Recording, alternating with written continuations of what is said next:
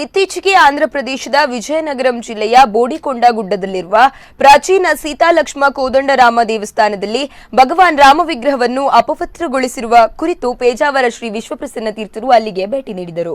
ಈ ಕುರಿತಂತೆ ಕ್ರಮಕ್ಕೆ ಆಗ್ರಹಿಸಿ ಶ್ರೀಗಳು ಗೃಹ ಸಚಿವ ಅಮಿತ್ ಶಾ ಅವರಿಗೆ ಪತ್ರವನ್ನು ಬರೆದಿದ್ದಾರೆ.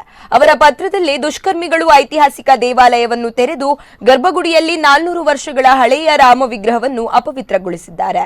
ವಿಗ್ರಹ ತುಂಡರಿಸಿದ ಭಾಗವನ್ನು ನಂತರ ಹತ್ತಿರದ ದೇವಾಲಯದ ಕೊಳದಿಂದ ಹಿಂಪಡೆಯಲಾಯಿತು. ಈ ಭೀಕರ ಘಟನೆ ನಡೆದು 20 ದಿನಗಳೇ ಕಳೆದಿವೆ. ಆದರೆ ಆಂಧ್ರಪ್ರದೇಶದ ಸರ್ಕಾರ ದುಷ್ಕರ್ಮಿಗಳನ್ನು ಬಂಧಿಸಲು ಏನೂ ಪ್ರಯತ್ನ ಮಾಡಿಲ್ಲ. ಈ ಸಮಸ್ಯೆಯನ್ನು ನಿಭಾಯಿಸುವಲ್ಲಿ ರಾಜ್ಯ ಸರ್ಕಾರದ ಅಸಡ್ಡೆ ಸಾಕಷ್ಟು ಸ್ಪಷ್ಟವಾಗಿದೆ ಎಂದು ಹೇಳಿದರು. ಹಾಗೆಯೇ ಈ ದಾರಿ ತಪ್ಪಿದ ಘಟನೆಯಲ್ಲ. ಆಂಧ್ರಪ್ರದೇಶ ಕಳೆದ 1.5 ವರ್ಷಗಳಿಂದ ದೇವಾಲಯದ ವಿಧ್ವಂಸಕ ಕೃತ್ಯಗಳ ಸರಣಿಗೆ ಸಾಕ್ಷಿಯಾಗಿದೆ. ಈ ದಾಳಿಗಳು ಪೂರ್ವ ಯೋಜಿತವಾಗಿ ಕಂಡುಬರುತ್ತಿವೆ ಎಂದು ಹೇಳಿದ್ದಾರೆ.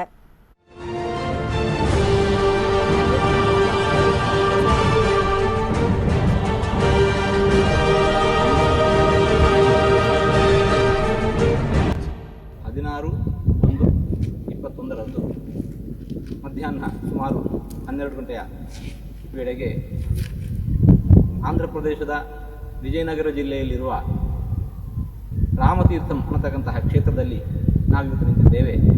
ಸುಮಾರು ಸಮುದ್ರ ಮಟ್ಟದಿಂದ ನೆಲಮಟ್ಟದಿಂದ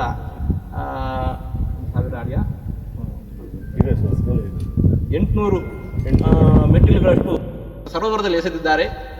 ಇಂತಹ ಈ ಘಟನೆಯನ್ನು ನಾವು ಖಂಡಿಸುವುದಕ್ಕೋಸ್ಕರ, ಇದರ ಕುರಿತಾಗಿ ಸತ್ಯಾಗ್ರಹಕ್ಕೋಸ್ಕರ ನಾವಿಲ್ಲಿ ಬಂದು ನಿಂತಿದ್ದೇವೆ. ಘಟನೆ ನಡೆದು 20 ದಿವಸಗಳಾದರೂ ಕೂಡ ಇನ್ನೂ ಯಾವ ಸುಳಿವೂ ಸಿಕ್ಕಿಲ್ಲ.